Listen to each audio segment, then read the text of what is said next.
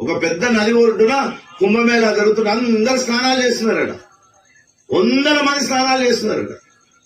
చేస్తుంటే ఒక సాధువు ఆయన చేతిలో ఉండే కమండలం పట్టుకొని వస్తున్నాడు. ఆయనకి ఏమనిపించిందట, అరే అందరిగా స్నానాలు చేస్తున్నారు, అంత మురికిగా ఉంది, నేను సాధువులు కదా, కొంచెం దూరం పోయి అనుష్ఠానం అది ఉంటుంది కాబట్టి చివరికి పోయి చేసుకుందామని ఆయన నడుచుకుంటూ ఒక్కడే పోతున్నాడు ఆ చెంబు పట్టుకొని. ఈ స్నానాలు చేసే వాళ్ళందరూ ఆయన వైపు చూస్తున్నారట. ఏంటి అంతా ఈ ఒడ్డున చేస్తుంటే ఆడ చేస్తున్నాడు, ఆడ ఇంకేమైనా ఉందా, ఆడేమన్నా ప్రత్యేక టికెట్ వేరే ఉందా? మనకి టికెట్ అంటే ఎక్కువ ఇష్టం. మనకి ఎందుకంటే 4 లైన్లు తిప్పాలి తిరుపతి, అట్లా తిప్పితేనే మనకు దర్శనం అయినట్టు ఫీలింగ్. మిమ్మల్ని ఎల్వన్ దర్శనం ఇవ్వడం దొరుకుని పోయాడు, ఆ వెంకటేశ్వరం చూసినాం అయిపోయాయంటారు అంతే. అట్లే మీరు 14 బ్యారక్లకి వెళ్ళి పోయొచ్చారు అనుకో, కష్టపడి దర్శనం చేసుకుని వస్తున్నట్టు. అంటే మన నేచర్ అన్నట్టు అది.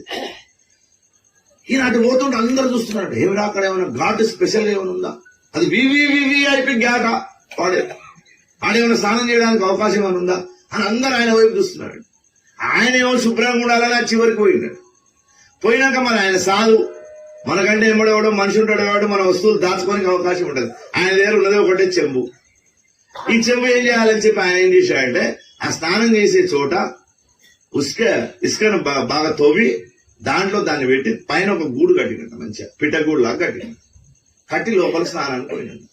ఈ పక్కనున్న 100 మంది అనుకున్నారంట, ఎంత పిచ్చోళ్ళం రా, మనం అక్కడి నుంచి వచ్చాము స్నానం చేయడానికి, మనకు చెంబు తీసుకుపోయి భూమిలో పాతి పెట్టి పిట్టగూడు కట్టాలన్న సంగతి మనకు తెలియదు. ఏం చేయాలా అని వాళ్ళందరూ ఎవరి దగ్గర ఉన్న చెంబులు, ఎవరి దగ్గర ఉన్న గ్లాసులు, పెన్నులు, ఎవడి వస్తువు ఏముంటే బనియాలు కూడా పెట్టినట్టు వాడు. ఆ సాధువు ఏడైతే కట్టిండో ఆడపోయి అందరూ దాంట్లో పాతి పెట్టా పిట్టగూళ్ళు కట్ట. ఈయన స్నానం చేసి చూసి వస్తే అన్ని పిట్టగూళ్ళలోనే వాళ్ళ చెంబు దొరకలేదా, వాళ్ళ చెంబు వాడికి దొరకకుండా అయిపోయింది పరిస్థితి.